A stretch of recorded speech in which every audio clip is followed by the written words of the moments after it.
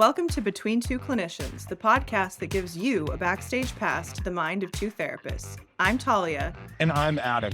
Let's get into it. Fine. What? That's Yeah. How would you drive so far? I love it. I was just like, wow, like it must be a fancy studio. Like I was like, well, this would be kind of cool to see what the background looks like and whatnot. And it's like, the studio looks a lot like your bedroom. Like I don't know, like. This is the same room you've been. Yeah, no, it wasn't the city. That was my bad. We're in Riverside, the recording studio, instead of Zoom. So that is what I should have said. But lesson learned. Here we are. And what is our topic for today? I think the topic for today. I mean, as I didn't want it to be cliche, but it is. It's like it's failure to launch, man. Such a good movie, by the way. I just rewatched it the other day. So good. I love that movie. Like, and I think that's one of the better ones. Like, I'm sorry, I'll say How to Lose a Guy in 10 Days is a terrible movie, but Failure to Launch was the better version of that, is how I really felt. It really was. The meet cute part at the end where, and this actually, I think so many people saw this and used that as a blueprint of like, great, so all I have to do is find the guy who has it launched and make him fall in love with me and then eventually move him out. And then he'll fall in love and I'll be the one that he changes for. Like it hits on so many tropes. And I love that we get to dive into it today because you said you've been getting some inquiries of like the mom movie almost. It is. I feel like I have been getting more and more phone calls from parents that are trying to launch their child that has just like not ever moved into the I'm going to really take ownership of my life and have true autonomy. Mm-hmm. You know, and it's shocking and it's not shocking at the same time because like the three examples I have in my mind, their ages were 24, 26, and 28. And you're like, oh, wow, like, okay. And some were, you know, some had completed college, some had dropped out of college, other ones were in trade schools.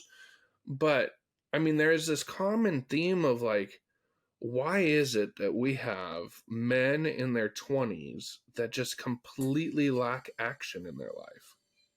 That is the question. Inquiring minds want to know. I have some thoughts on it that I think we can explore. I don't have raw data or research pulled up for this. True. So I would say this is more a lived experience for sure, feedback based, and the way that I see societal shifts is definitely playing into this, that many decades ago, this wasn't an option. Like this is true. That's a very general statement, but that's true for many things now. There were different parameters that a lot of people are able to do now were not an option, for better or worse. So when I say that generally to narrow it in on the failure to launch and the men that you're describing, the shame, I believe, of living at home, moving back home, anything to do with relating to like my dwelling is in my childhood home or with my parents as my home. The shame and stigma of that, still there to some degree, has largely lifted post-COVID. Yeah. I think that is a grand scale because that is a completely understandable reason. I don't have a job anymore to pay the income that was paying for my housing, or I moved home to care for parents, or I didn't want to live at home. I was just about to make this transition or this move for a career, and then it hit. Yep. Even before COVID, I just think that's one factor that now it's more normalized to talk about it, and there is less shame in sharing that to some degree. There's also a huge societal shift where there's not a need anymore for classic traditional man provider, woman receiver, two parent or two income or two person household. Systems look different now.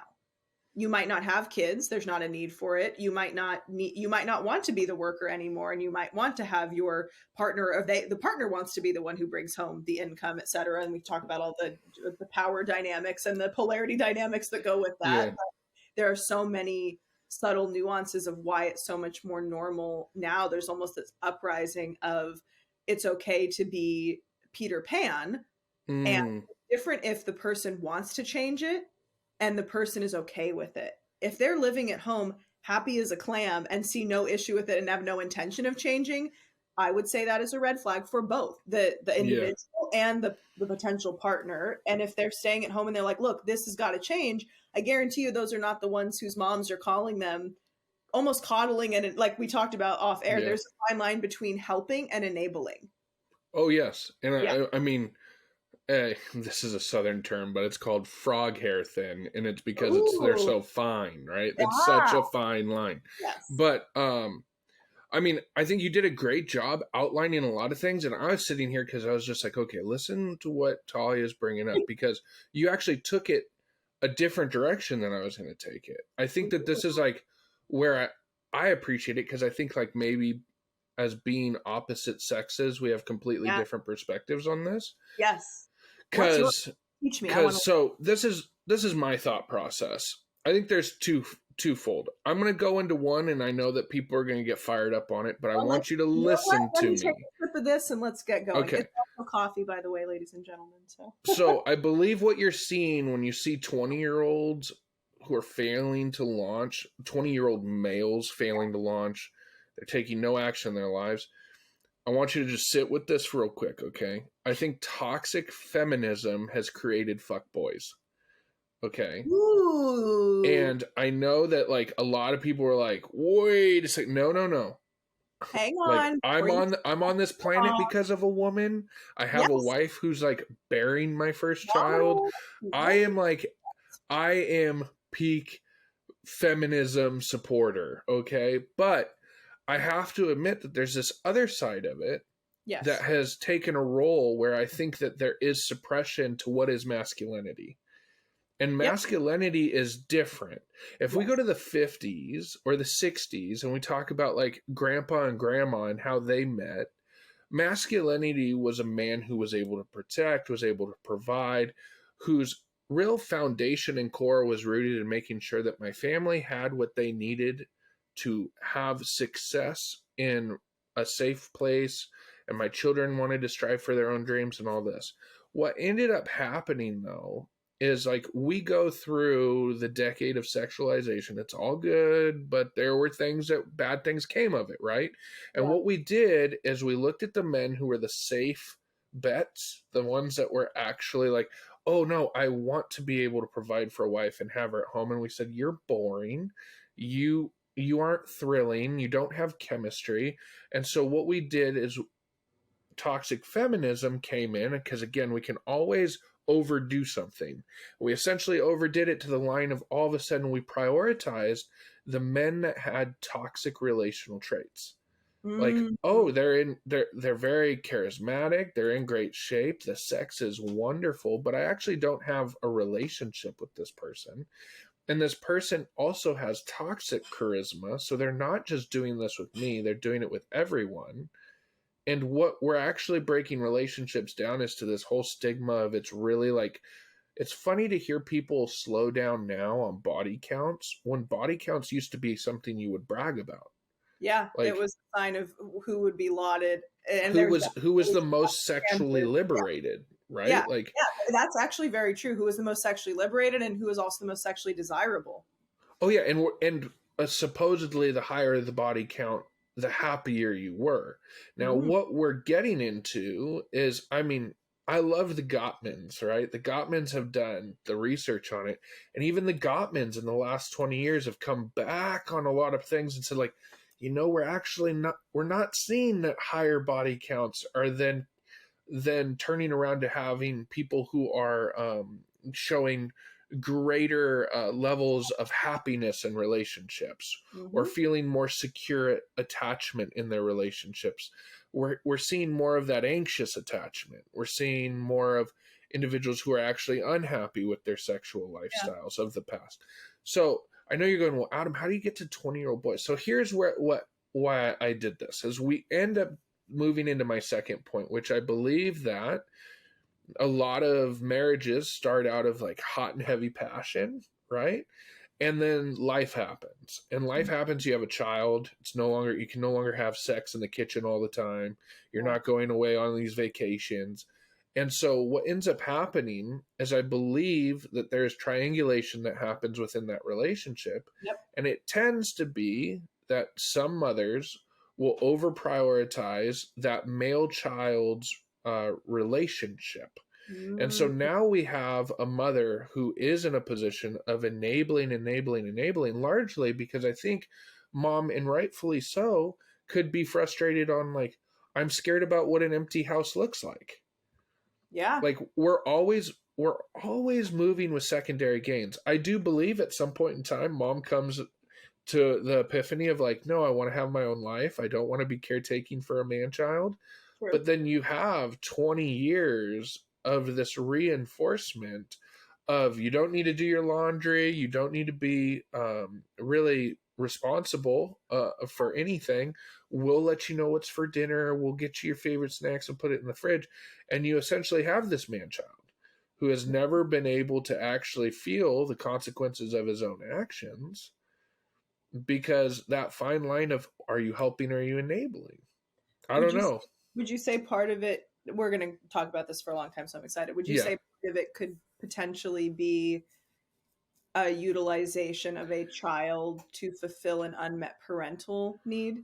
Oh, absolutely. I think that what you end up happening is um you have maybe in that case that mother trying to utilize that male child for appreciation, for Mm-hmm. acknowledgement, Mm-hmm. and your life work is then just trying to keep this person happy. The problem is you get locked in this battle of, you're essentially raising a miserable person Yeah. because they aren't overly happy with what is happening, but they're also complacent enough to let it continue to go. Now, I Yeah. want to just preference it because I don't want people out there saying, "Oh, you're just bashing on moms." I'm Oh not no. bashing on moms No, no, at no. all.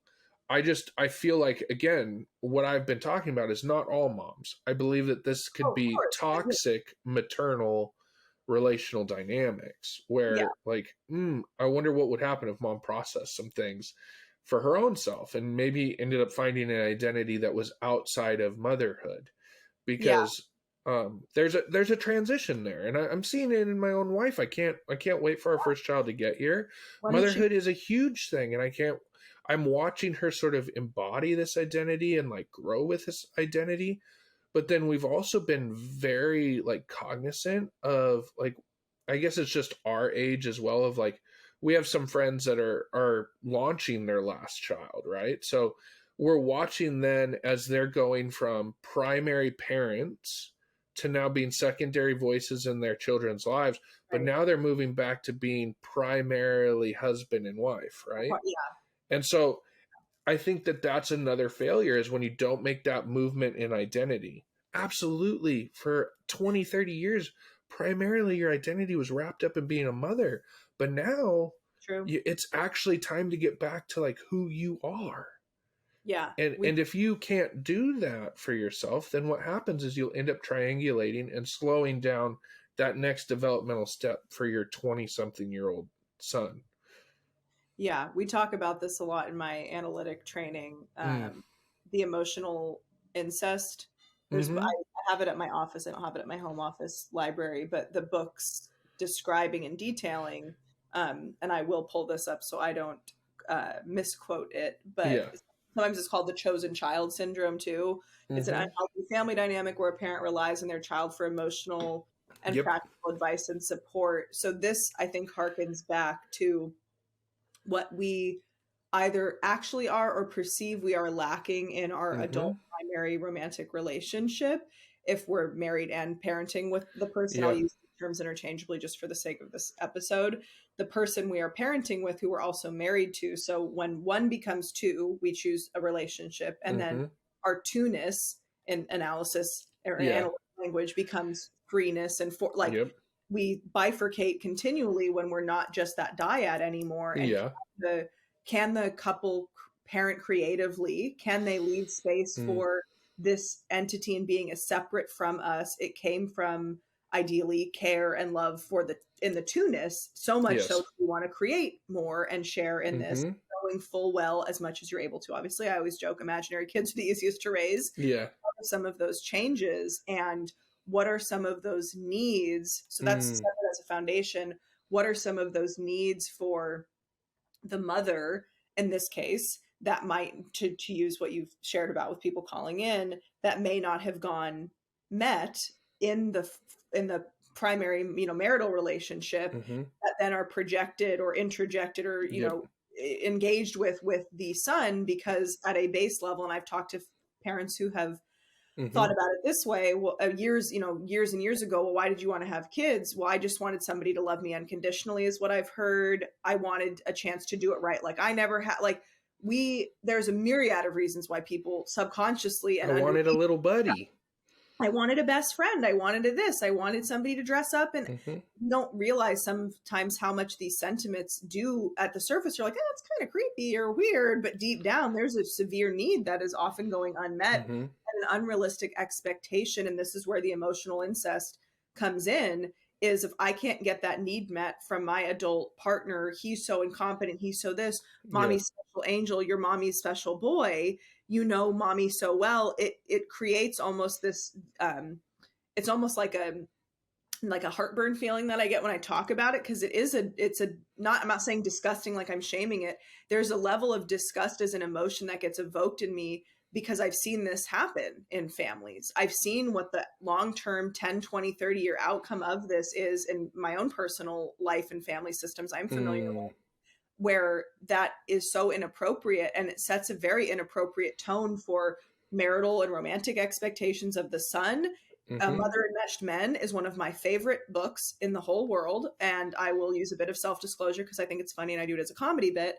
I dated a guy once, very well to do, super hot, great catch. Like all the check boxes were marked, minus the relationship with mother. And I stumbled upon this book in Classic Therapist, Dating Your Case Studies, etc. Not dating a client, but like you read the books and you're like, why did I find that? This is weird. This is years ago. And I remember bringing this up to the person, and I'm like, this is going to be a concern. I'd really like you to read this so we can address it, because this is the only red flag that I'm really seeing. And in true form, he goes home. Gave it to his mom. I was like, so my work here is done. Also, this answered every question I could have had. Well, this is no longer. Like that to me was all I need. I didn't even need to say anything. The action, the behavior alone proved, like, it was just, I loved it. Yeah. So, we're done, unfortunately. I was like, yeah. So understanding that mother enmeshment, because of the primary maternal preoccupation as well, our bodies are, if we're able to breastfeed, obviously, our bodies are what provide sustenance. But regardless of the ability to breastfeed, the parental set, or whoever the primary caregiver is, or hopefully two caregivers are, there's still the balance of, do I trust my spouse enough on a spousal level that when the spouse becomes a father, I trust him? And this gets into all of what Eve Ross talks about in Fair Play, etc. Do I trust you enough, or do I view you as competent enough to do this with me? Or do I usurp the power of the husband, in this case, in the heteronormative dynamic? Or, and this actually, when we've done the research on it, even analysis, is true for couples of the same sex or couples who are gay, LGBTQ, that there's still that two-parent dynamic where there's power and control. Does the primary parent trust the auxiliary parent, if you will, whether that's by choice or by force? And can we view it equally? Or is there this emotional incest where you know me in a way nobody else does? You literally grew inside of me and came out of me. And it is sometimes overwhelming to the nervous system to talk about it, because that's the yuckier part of describing that. Of course, they know you in a way that your husband never will. He's been inside of you. I'm not meaning to be crass here, but like, he's been inside of you in a way, in a much different way. But he didn't gestate in you, right? Like, right? Like that's where that needs to be addressed. And this is, again, classic depth here of going to that level. But I think that sometimes sets the foundation for it. And every parent, for the most part, I would say, that the curse of the good enough parent, most parents who are caring enough to do this, it just goes on overdrive. Like, we need to rein it back in, because as an adult, you need to let them fail. You need to let them suffer, not needlessly, but you can't go in and rescue mommy's special angel from anything, because then what's going to happen if they meet a girl? You betray, you sabotage, you cut her out because you don't want to. You undermine. I mean, and it's funny because it's the same, you'll see the same relational dynamic. So normally what happens in this mix is like, so if primary parent doesn't feel like auxiliary parent shows up, or I always say secondary parent, normally the primary parent will work to constantly undermine the image of the secondary parent. So like it's like your dad's not here, and I see this a lot. It's interesting because I see a lot of this with my first responder clients. 100%. Because like dad can't be there, right? Or like I've seen it reverse. Like don't say that I'm thinking only moms can do this. I've seen dads do this with daughters when mom has been like a first responder and absent, and like and it's interesting because what's happening is a primary parent is taking their hurt, manifesting it through their child, and then getting the cheerleader happiness off of the child of like, yes, you're such a good parent because you're here, or you're right, daddy's such an asshole because of blank. And so it's crazy because at the same time, most of the time when I'm doing like an assessment with the parent is you'll hear the parent be able to articulate like what they want out of the opposite spouse. Like, this is what I think a husband should do. And like a lot of times it's right down the line of like, what would be healthy, protect and bring security and have safety and be present and all these other things. And then what's funny is they're actually instilling in that opposite sex child everything that they hate. And so it's almost like you have a host situation where like you are developing emotionally what you are contemplating or conceptualizing to be the villain in the situation. And I think that I want to take it a step back again is I think you touched on it well. I just want to call it out for people that are listening. I don't believe this behavior starts maliciously. No. What happens is it starts innocently and it starts in hurt. And then it gets reinforced because we chase comfort. It feels good, feel good, feel good. Mm-hmm. And that's why like when I'll sit down with people that maybe they have 3 or 4 siblings, you can start listening through the siblings if you actually have the ability to work with them. I had a family that I loved. I got to work through the 5 siblings and 1 parent. Oh, and wow. What was interesting was walking through with these, you could feel when children started to feel discarded. Because the next sibling was coming to an emotional relevance of age, and then that parent would switch to that one. Mm-hmm. And then the only like congruency we had through 4 out of the 5 siblings is we all hate the baby because he has the positioning that we wish we still had, but we aged out of. Yeah. And so like why I bring this up is because like, and you've mentioned it as well, is we need to fundamentally change how we look at failure to launch. Because men absolutely have a responsibility and need to accept, their consequences, but they've also been asked to play this role. Yes. And so how do we turn off that? Because if the secondary gain doesn't exist, this is not a natural process someone would want. Mm-hmm. I still struggle to find out why would a 24-year-old male who has the ability to provide himself choose to live under someone else's structure unless a secondary gain is being met.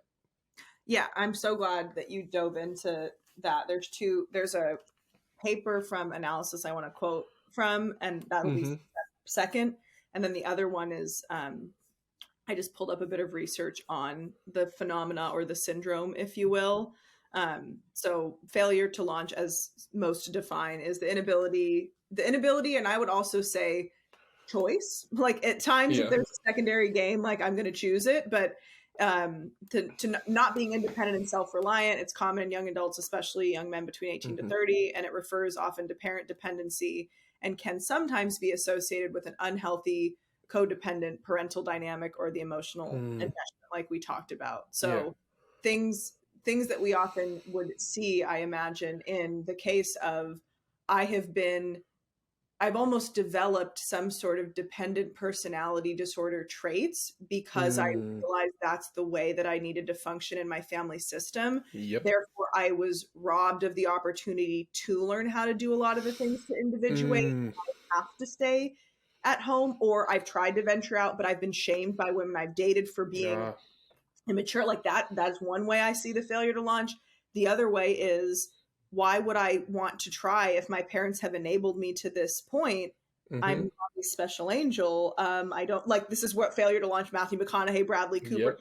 very handsome guy. Like that whole cast was like, damn, these guys are hot. Like these guys are argue. Obviously, it's a movie, so like you see this, but they have that line in there. And I'm trying to pull up the script for the movie, but they have that line of like, I get all these things. My parents love it. I love it. Why would I change it? Any woman that I want to be with can't come and change me, and they need to be okay with this. Like, there's almost the more narcissistic extension. I'm not saying that as a diagnosis, but like the traits or the psyche is almost more that. I'm special. I deserve special treatment, or I was robbed of the ability to do this, so I feel like I can't function in that.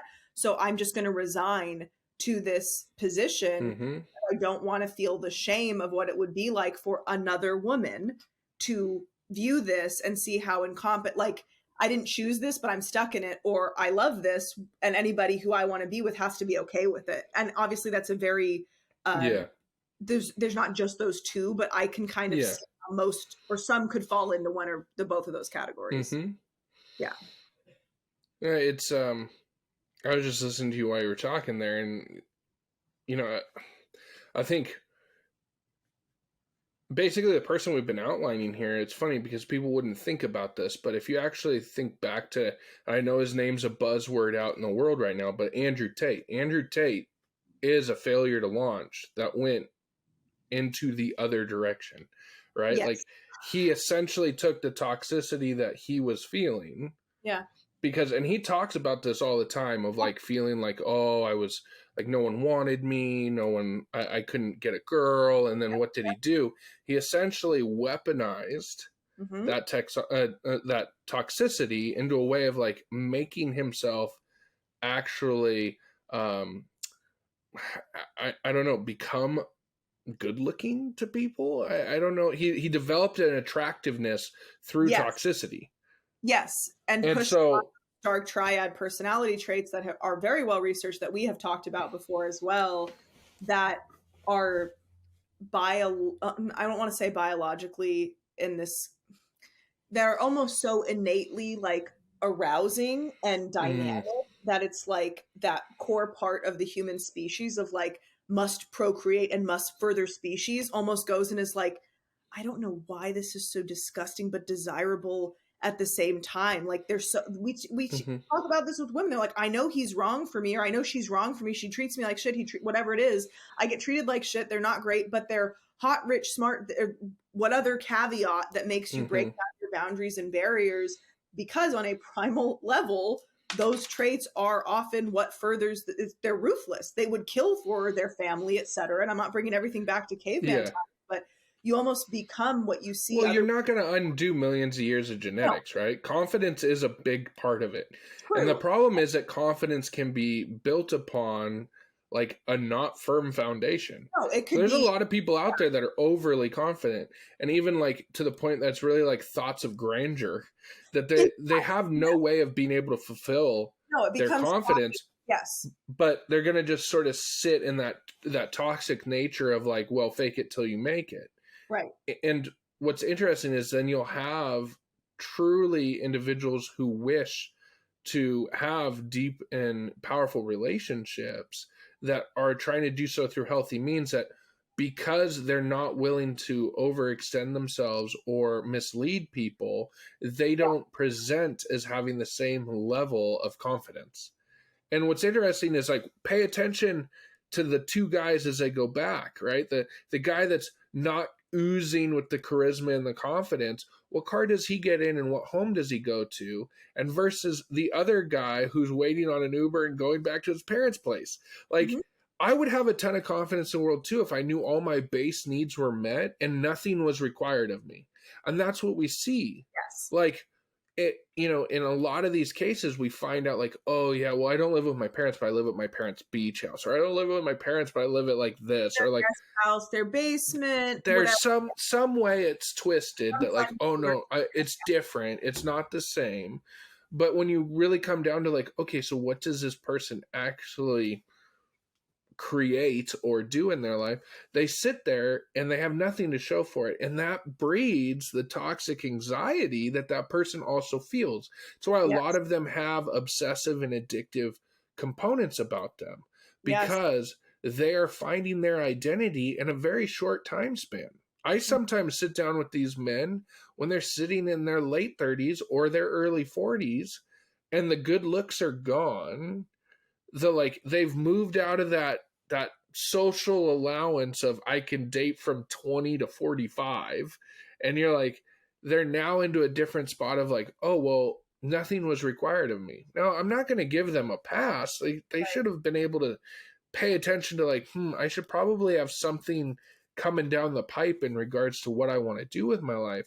Right. But I will like lay this at the feet of their parents of like, what did you want that was different? Because you were parenting to have a man child. You were not parenting for this person to actually feel like they had the capability of leaving home.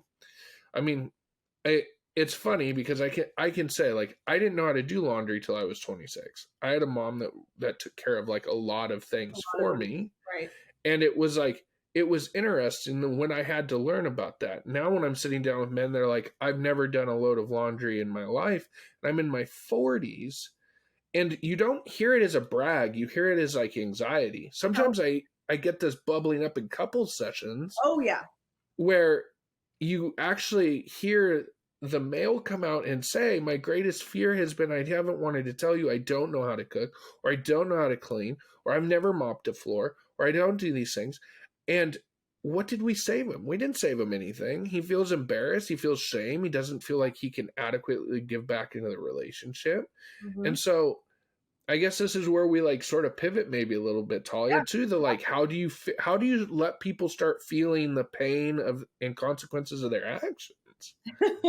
Asking the existential questions. I have a couple thoughts on what you shared. Yeah. Feeling of, and I've talked about it before on my Instagram, there's weaponized incompetence, but I also think there's weaponized competence.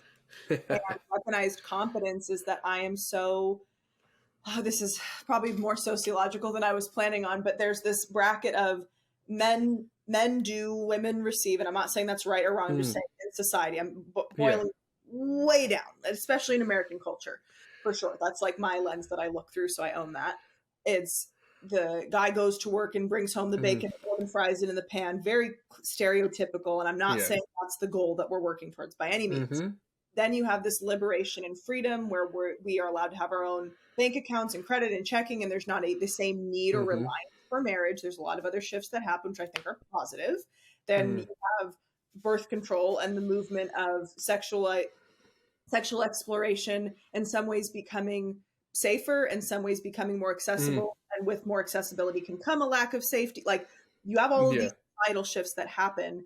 And underlying this, you have now women who were raised by different generations seeing how subservient women had to be and not wanting to be that way. I'm full support of that. I don't think that we're subservient. I think being in service of in an equal partnership is much different than being subservient to a partner or being entirely reliant on a partner. However, there's a subset that I think it's like an overcorrection or an attempt at a pendulum swing that I have been shown I don't want to rely entirely on my partner. So I'm going to learn to do all of this myself, / I've been socialized to do all of this. I'm the homemaker. I'm that you lump in all of those as well. And I am now very, very competent at things, because whatever, by choice or by conditioning. And I've partnered, because this is where kind of polarity or equilibrium, water seeks its own level, comes in. I see this person who may or may not purport that they can do all of these things. And I go into this almost maternal mode.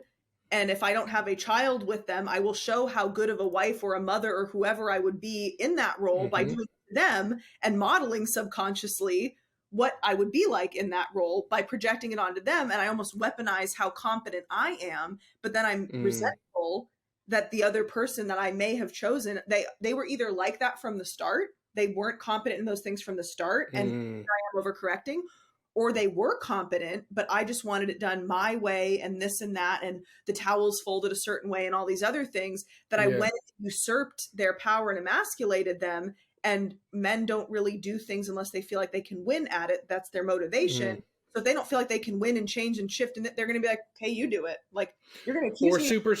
We're super solution focused, right? So like, Exactly. if it doesn't seem like you're correct, it's so funny because so many men will lock up on like, well, no, it's not about winning, but yes, it is actually a solution process of like, well, if it's going to get completed that way, then I'm going to let it be. Or if I don't feel like I can complete it better, I'm not going to attempt to do it, which I'm is not like, gonna that's waste a winning position.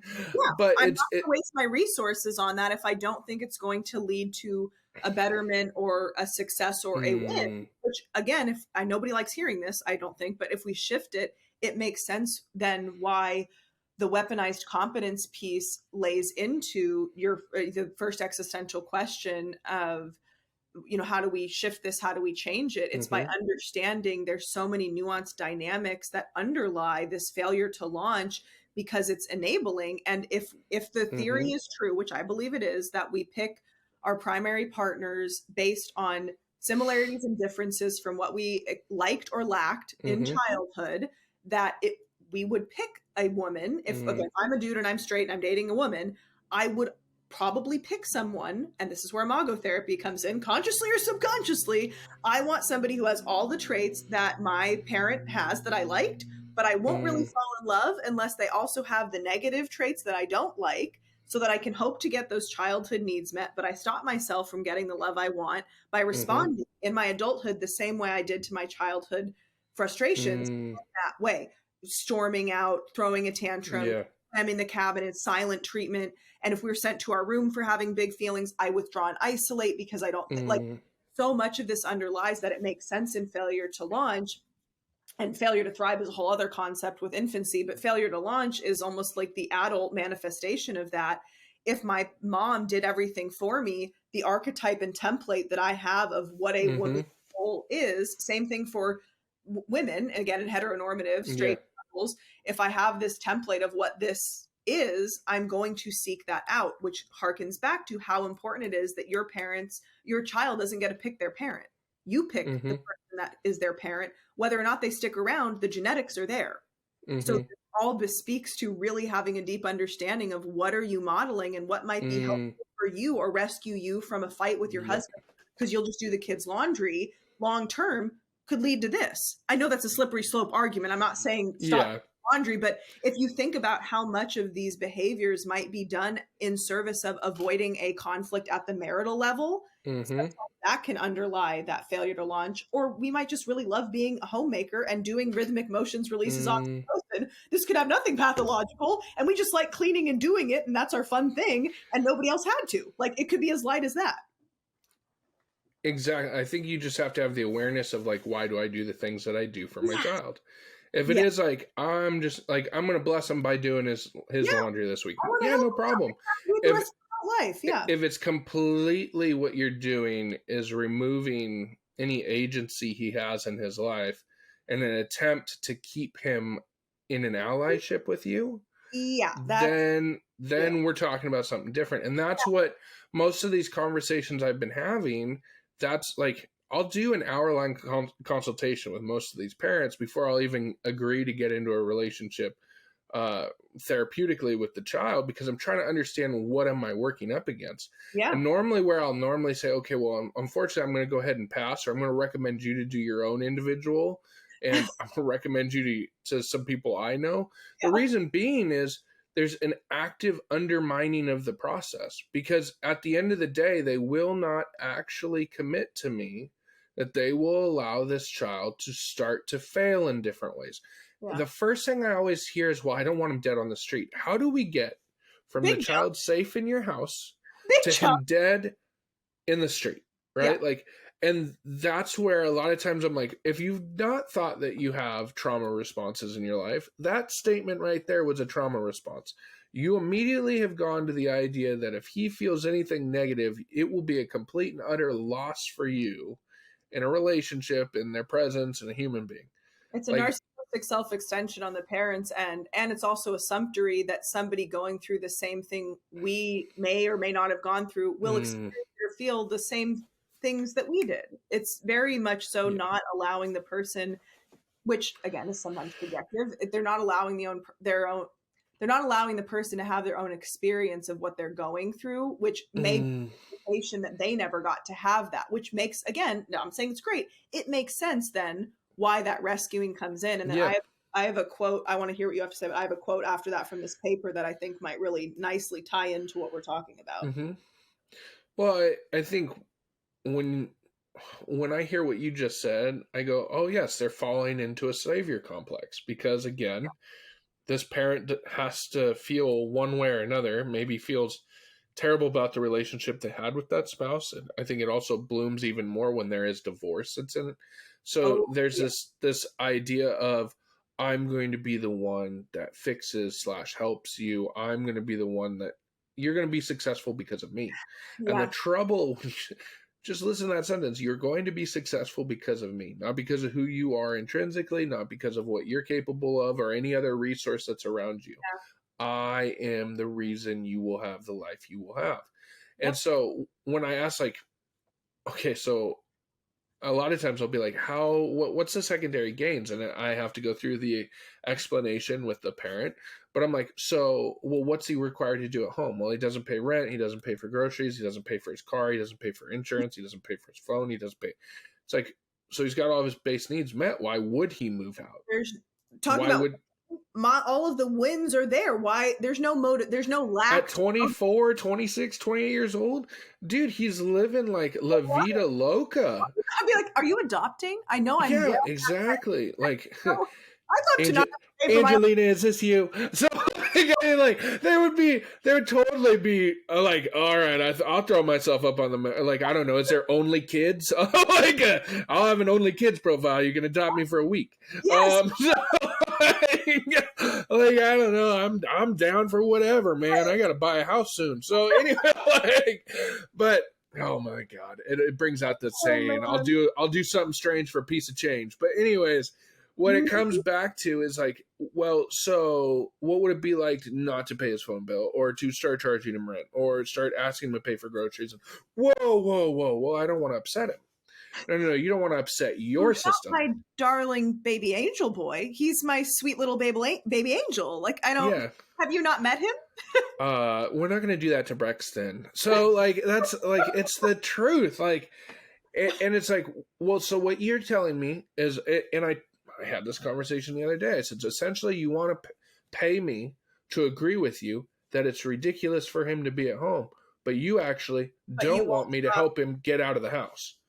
Yeah, that's it. And like, there, I could feel the spiciness on the other end, and I get it, because I'm confronting an ideal, but I have to, as like, you do not want what you're asking for. You didn't call them. Exactly. And so, yeah, I want to encourage, like, hopefully, like, maybe you identify, like, this is one of my siblings, or maybe you yourself is one of the parents. I think at some point you have to own that you have set this child up for being completely unable to care for themselves. Yep. And I know that that's not easy to hear, but this is what's going to happen. And I have dealt with these calls where all of a sudden I get a phone call from someone who says, I've been living with my mother for 30 years and she died of a heart attack. Yeah. Or I've gotten it from sisters who are like, hey, my brother lived with my mom for 30 some odd years. Mom passed away. All the other siblings have agreed we're selling the house. We're splitting up the estate. Yep. We have no idea what to do with my brother. He just is himself, right? He goes to the beach. He does what he wants. He parties, but he's aging out of the party scene. Like, if you as a parent aren't willing to take the steps now as you are present to help them launch, you are going to set them up where they will have no one in their corner.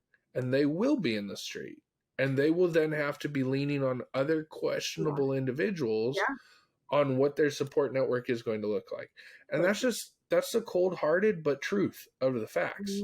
Like, it's actually better for us to tackle this ahead right now, where you're still present, You can still be a voice of influence in their life, but they need to put this together. Mm-hmm. Hugely. Yeah. I don't There's know. I think the other piece of the foundation that I want to cover is this development of, like, the development of self, but also being able to separate and individuate from your family of origin and find your own sense of self. This varies from person to person. So I often see the one partner who did not successfully, is how we will word it, separate and individuate from the family of origin. And so they have this Yeah. experience where there still is enmeshment at times, all the way to dependency. There's still interactional patterns that are sustaining the individual's life, often partnered with someone who did not get to have that, does not have that, individuated quite early on, Yeah. and learned to be very self-reliant. And so as a way of, I'm going to be I've got my own back. I don't have anybody to protect me or provide for me, whether or not I ever had it and I Yeah. lost it, so I had to learn it, or I never was given it, so I had to develop from a young age. We seek that balance. So part of what I was going to bring up, it's one of the papers that we have just worked on, but I will say it and then I will unpack it in non-analytic language. It's called The False Self as a Means of Identification. So it's a case study. So the little intro paragraph is what I think is the most relevant. Okay. Winnicott uses the term false self to describe the defensive organization formed by the infant and child as a result of inadequate mothering or failures in empathy. Experiencing either maternal impingement or emotional withdrawal, the infant is forced to accommodate his own needs to the conscious and unconscious needs of those upon whom he is dependent. Infant's compliance is the earliest stage of the false self and belongs to the mother's inability to sense her infant's needs. So this is the case of the needs not being met. Thus, the false self develops as the infant is repeatedly subjected to maternal care that intrudes upon, rejects, or abandons his experience, or the individual experience. As a result, the growing child increasingly loses his sense of initiative and spontaneity, as there is a growing sense in the individual of futility and despair in attempts to do so, or kind of a sense of fate. So the paper goes over the five or fifth functions or five functions of the false self. So these are other papers that have written about this. It either protects the true self from the impingement or neglect. So I developed this false self to protect myself. I developed it to maintain connection with my mother. I protect my mother from my destructiveness with it. I ward off my anxiety about Oedipal conflicts, which that's a whole other 9 episodes plus that we could do. Or it creates a means for me to disidentify from my mother. So to not use, to minimize that, literally on the window and come back, using that in non-analytic terms to help people understand and kind of digest it further. If I need to create a different version of myself to survive, my view on this is that may endure well into adulthood, far beyond the relationship with whom the person I was having it with, the function was there. So like if I needed to create a false self with one person, that does not mean that if I separate or individuate from successfully or unsuccessfully from that person, or to your point, they're not there in my life anymore, that does not mean that that false self or those behaviors of the false self go away. Those become almost intricately interwoven as part of my psyche and personality. And that may get projected onto others who are similar to that person that they originally developed for, or a way of me relating to anybody. And it's like a generalization. So if I develop this false self or this either hyper self-reliant or hyper dependent on others, that's going to continue and persist in adulthood. And parents have a huge role of interrupting this from unhealthily developing. And your child will need you less the older they get is the goal. The goal is to become obsolete and that sounding board that eventually they will lean on you. And I share this a lot, that when you're parenting an infant and a child, you are in there teaching them everything about the world, as well as trying to protect them from the world and get them in other systems that will also help develop them and be surfaces they define themselves against, as we call it in analysis or analytic thinking. And when the child gets older, the questions go from, well, why? Genuinely, they don't know anything. They're learning Yeah. everything to, I've learned, I think, enough. Now I'm asking why to push some boundaries. And then as a teenager, I'm asking why maybe after the fact, right? My emotional brain's more online. Why did I do Yeah. that? I don't know. And then in adulthood, you've made these decisions. So it shifts from, can I do this, to I should or not, and you're just really using your parent as a sounding board to then Yeah. eventually, like, third step would be, I've done this. Are you proud of me? Do you like it or this? It's just sharing with your adult parent or your parents as an adult, like, hey, I did this. Whereas many years ago, it would have been, should I do this? Can I do this? What happens if I do? We renegotiate our ideally successful individuation from our parents, and we can judge it based on the kinds of questions we ask or statements we share with them. Well, I feel like it's a perfect definition of successful parenting is where you move from being a primary influence to being a mentorship. Yes. Like there's a friendship mentorship aspect of what that healthy parental dynamic looks like when your child's launched, when they're married, when they're starting their own family. And if you find yourself grasping for more than that and grasping for control, or even trying to like control the aspect of influence in their life, like what they should do, then you're most likely struggling with what your identity is. Yeah. And that's why I'll normally recommend to those parents, like, be good to do your own work, because I think you need to reharness your voice. You need to arrange your thought processes and then start executing what you want for your own life, because it's not about just this child for the rest of your life. No. And people struggle with that thought process. I mean, so I know that there's probably some people out there that they're like, well, then what did they actually talk about? What do I do? Right. And it's funny because I can feel us both like through the psychoanalytic sort of framework. We're like, okay, awareness. So use something out of the awareness and you'll probably be fine. But for those individuals that are still sitting there with the grocery list of how do I start, let's talk about like, how do you start? I think like, again, you've heard us both talk about it. Like, and I think Talia, you did a great job of outlining like, almost like dodging a bullet of this individual, right? That like, it goes back in mommy, what do I do? This is about like actually letting them fail. Like, number one is actually saying, hey, we're going to start requiring more of you. And what's funny is most parents are shocked that like, if they were just say, hey, we're going to charge you $400 a month in rent, which is nothing, right? You can't go rent that room anywhere else in Southern California. It's not going to happen, right? So just saying, hey, $400, most of the time, what do? They get up and they start their lives. They're like, oh, no, why would I do that? Like, and but the parent is so afraid of them leaving that they won't say that. Or, hey, why don't you pay for your phone bill or for your car insurance? Or, hey, you're 24, why don't you get your own phone bill? Why don't you get your own car insurance? Like, I understand. I love that we can stay on our parents' health insurance till 26. I think that's a perfectly sound, like, financial thing. Yeah. But your child doesn't have to be still in your sphere of influence in that regards. They can be all over. Yes. Now, the challenge is you're not liking what we're saying, probably. You're saying, well, I'm going to have less control if I do that. Okay, I'm so glad you brought this up, because there's the parental level of what to do to change, and then there's the adult child level. So let's stick with the parent for now. Yeah. Realizing and recognizing this is a pattern, first step. Awareness of why and what are the gains that you're getting from perpetuating the pattern that you may not even realize. It may be so like automatic that you're like, okay, well, this is just what it is.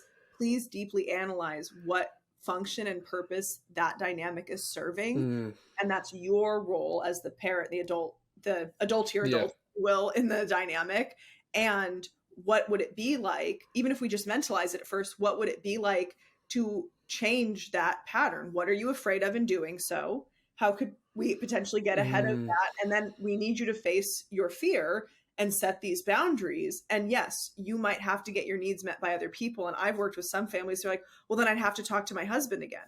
And I don't Yeah. know that I would even like him now. So I'd rather just keep the kids at home because I don't want to be alone with this person that I said I do to 30, 40 years ago or 20 years ago. And the thought of that sounds icky. So to avoid having to Mm-hmm. face what my marriage is going to look like post kids, I'm just going to keep them kids in quotes forever. Exactly. Yeah. You need to be aware of the dynamic and ask yourself what you get from Mm. it. And it's not a fun pill to swallow. I'm not It's saying not, but what I'd want to encourage them in is it actually can be incredibly rewarding. Like you might even have a better relationship on the other side of it because there's now more respect, ideally, both ways. there's like so many different things. Like Yeah. I love working with couples that are coming into the empty nester feeling, because Yes. what I feel like it is like this mental block, but so many times they're like, oh, like I feel like I'm next to a stranger, right? Like, and a lot of it has been so focused on kids and getting them from college and doing all. I get that you lost connection, but you have more resources than you have ever had in your life. Yeah. And I don't care if you're mega wealthy or you're blue collar or you're middle class, you have more resources. Most likely, you have a safe position you're working from. Guess what? You can afford to go out to meals probably now, or you can find ways to invest in yourself.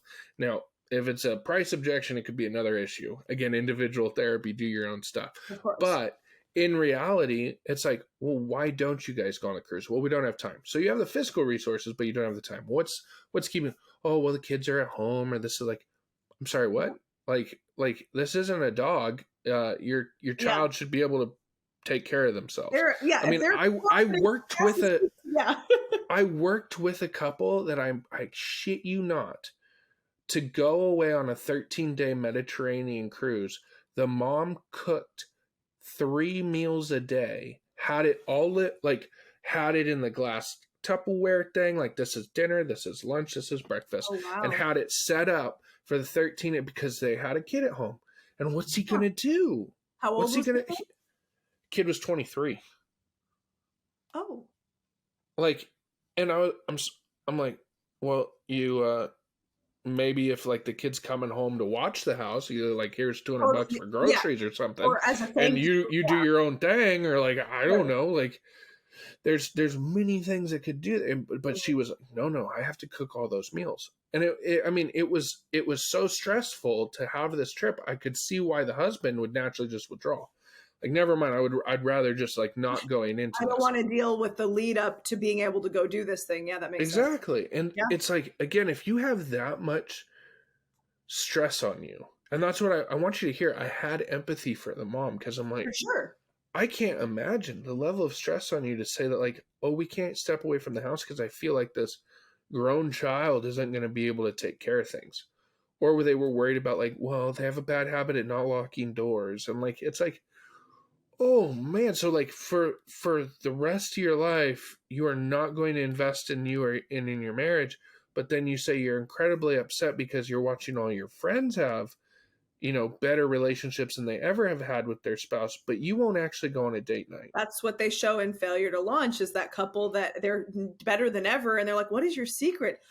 I forget the kid's name, Timmy or something, moved out, and all of them were like, what? How did you do it? How could you live with yourself? Like the range of reactions from it's the barbecue moment in the backyard. It's so great. When they're at the and we're like, oh, maybe we should. And then, oh, what did you do? Oh, we found the girl. And this is oh, we found the girl. And it is true to some levels that we are motivated to leave the situation that I'm being brought in in the beginning specifically, or on purpose.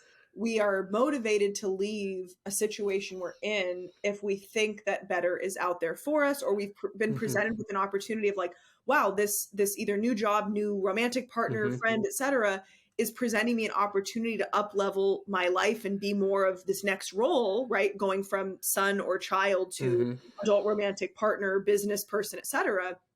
So I think the concept of the movie in that sense of like, if a guy meets a girl, sometimes that is a great motivation to move out of the parents' house. Or I want to be able to, when I'm going out on dates, now that I have the monetary resources, but I'm still living at home to do that, I want to feel confident and ready to do that and not bring a girl home to my parents' house. So I think to that sense, the movie does get it right, that meeting somebody who inspires you to change what you're in can be one of the motivators that both parents can keep an eye out for, and children, adult children, if you're listening to this episode, you're like, shit, I think I have the failure to launch. Go put yourself out there, even if you don't have all the ducks in a row. Go expose yourself to what's possible on the other side of this change to motivate yourself to leave the current situation. Yes. Yeah. I mean, I think those are the great starts. And I think maybe this will be a talk that we'll keep coming back with. I would love to hear, like, if anything we said offended you or you want us to break it down more, like, please reach out and let us, like, let's talk more, because I feel like there's so many ways of just accepting responsibility, sort of what we are putting out there socially, right? Yeah. Because I think that if we actually look at how we're handicapping our kids and the relationships that they are having or will have, then all of a sudden I normally have quite a bit of allegiance with the parents, right? They're like, okay, how do we reset this? How do we move? But a lot of times we won't look at that, because it's something that as a parent you never want to hear, right? You never want to hear that, like, oh, I didn't set my kid up for success in that. It's not so much about being right, wrong, or indifferent. It's about what do we do with what we have in front of us.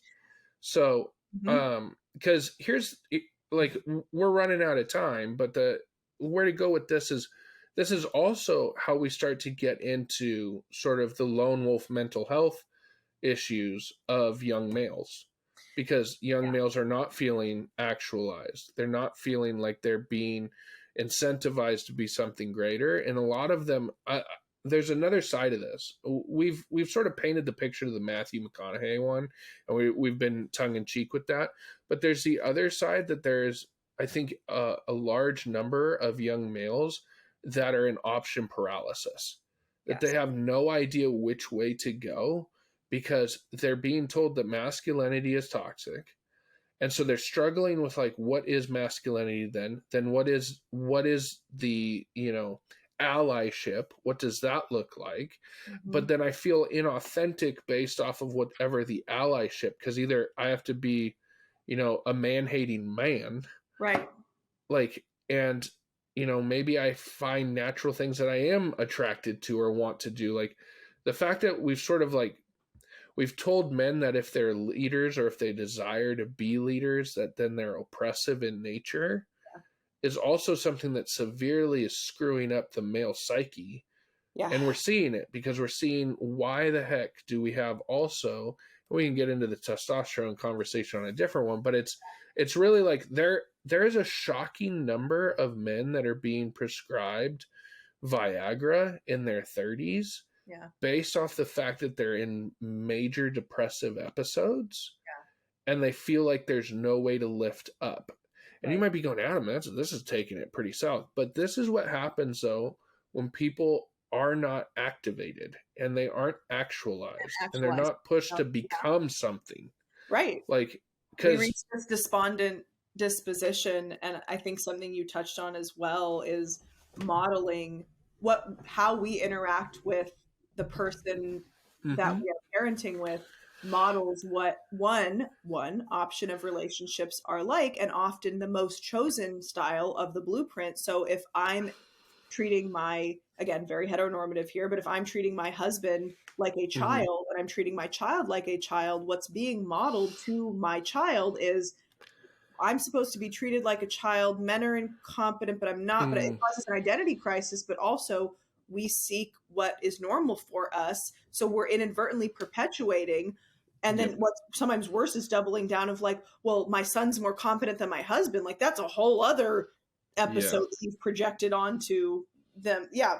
I love how deep we are able to go with these conversations. And I'm so curious what listeners are going to take away from this episode. So if you have anything, please, like, email us or message us on Instagram when we post this. We'd love to hear your kindly worded, constructive thoughts, and we are happy to unpack anything more if this activated something in you.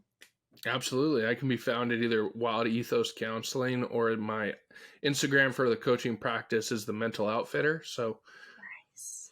And I'm at Talia Bombola, and then this will be posted on Between Two Clinicians. So keep an eye out for us. If you like this episode, please download it, like, rate, subscribe it. We want to get this message out to as many people as are willing to listen. So Thank you, everybody, for your time. And Absolutely. We couldn't do this without you. Exactly. So thank you, and we'll see you next time. Talk to you soon.